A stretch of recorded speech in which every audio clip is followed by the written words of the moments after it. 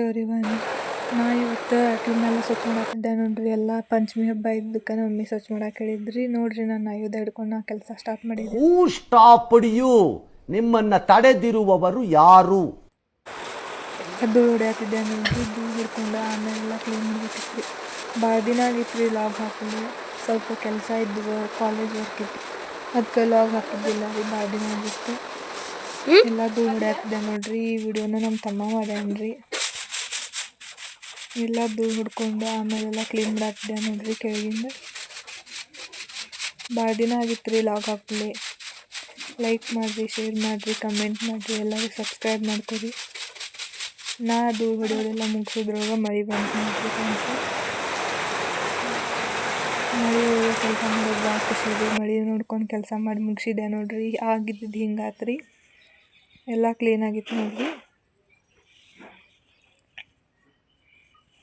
ಎಲ್ಲ ಕ್ಲೀನ್ ಮಾಡಿಕೊಂಡು ಸಂಜೆಗೆ ನಮ್ಮ ಆಂಟಿ ಬರ್ತಡೇ ಪಾರ್ಟಿ ಇತ್ತು ರೀ. ನೋಡ್ರಿ ಹೆಂಗೆ ಮಾಡ್ಯಾರ ಅವ್ರ ಫ್ರೆಂಡ್ಸ್ ಎಲ್ಲ ಸೇರ್ಕೊಂಡು ಬರ್ತಡೇ. ಇವರೆಲ್ಲ ಬರ್ತಡೇ ಐತೆ ಅಂದಕ್ಕೆ ಕೇಕ್ ತಿನ್ನಕ್ಕೆ ಬಂದುಬಿಟ್ಟಿದ್ರು ನೋಡ್ರಿ.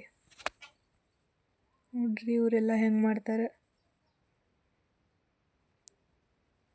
ಈಗ ಬರ್ತಾರೆ ನೋಡ್ರಿ ಬರ್ತಡೇ ಗರ್ಲ್. ಇವರು ನೋಡ್ರಿ ಬರ್ತಡೇ ಗರ್ಲ್.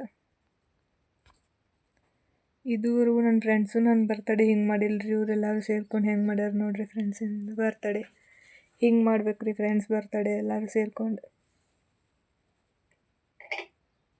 ನೋಡ್ರಿ ಹೆಂಗೆಲ್ಲ ಮಾಡ್ಯಾರ.